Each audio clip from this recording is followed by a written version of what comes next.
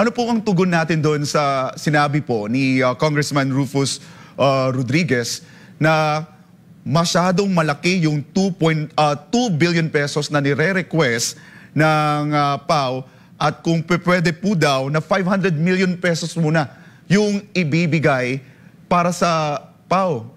Kakasya ba yun? Tutugon ba yun sa karagdagang mga lawyers natin na kinakailangan ng PAO? Kahit papaano makakabawas ng hirap at sakit natin yan, yung kung 1/4 nung 2 billion, kahit 500 million, tapos 250 lawyers, okay na sa akin yun. At least makakabawas ng pasan. Kasi napansin ko, dagdag ng trabaho sa PAO eh.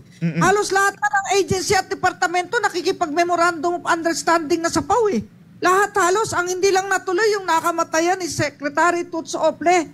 Kasi tumatawag na sa akin si Congressman Willie Villarama na magkakawa ang Department of Migrant Workers, 'di ba, at ang PAO.